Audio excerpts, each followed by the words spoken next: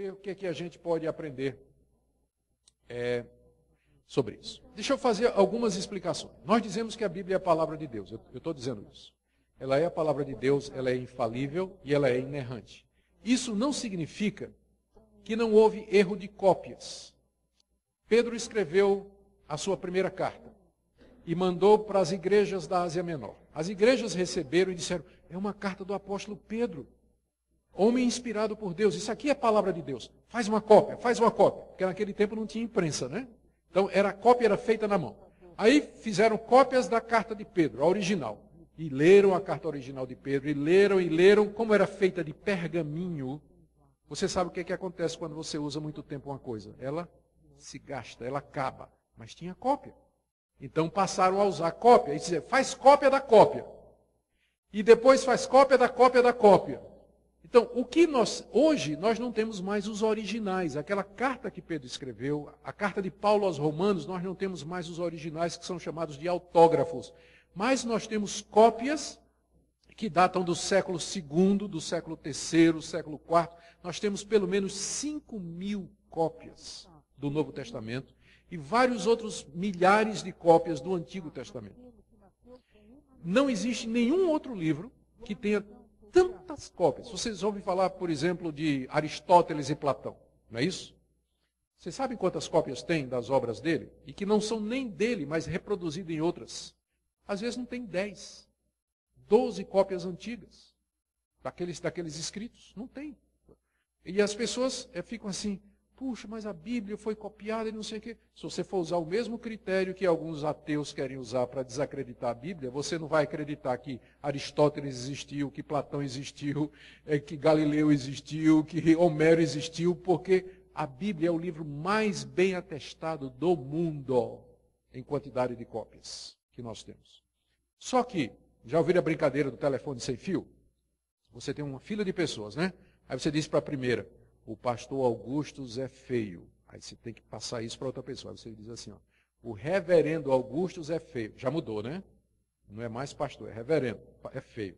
Aí você passa para outro e diz assim, o reverendo, olha, o que eu vi é que o reverendo Augustus é feio, mas o pastor Sérgio é pior. Aí vai, entende?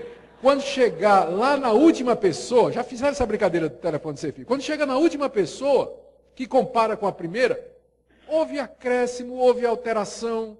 Então, é natural que no processo de cópia, um escriba, ele trocou uma letra, ele trocou uma palavra por um sinônimo. Em vez de dizer Jesus Cristo, ele disse Cristo Jesus. E quem já fez cópia sabe como isso acontece. Você às vezes copia a mesma linha 2 vezes, ou você pula uma linha. E quando você não conhece o idioma em que você está copiando, é pior ainda. Porque imagina um monge lá da Lituânia, sei lá de onde, qualquer lugar do mundo aí, que não falava grego, e fazia parte do trabalho dele copiar nos mosteiros, copiar trechos da Bíblia. Aí, naturalmente, ele não conhecia o grego, mas ele saía copiando, ele ia cometer um erro que ele não percebeu que cometeu, porque ele nem conhece a língua, não é? Então, nessas cópias que nós temos da Bíblia, você vai encontrar erros de cópia. Mas, porque tem tantos manuscritos assim, os estudiosos, que são chamados de manuscritólogos ou baixa crítica, eles comparam os manuscritos.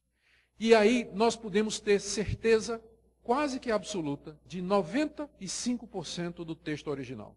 E os 5% que a gente tem dúvida não representa ameaça nenhuma. É troca de palavra, é uma palavra que está faltando, não ameaça nenhuma doutrina principal da Bíblia. Nada, nada, nada, nada.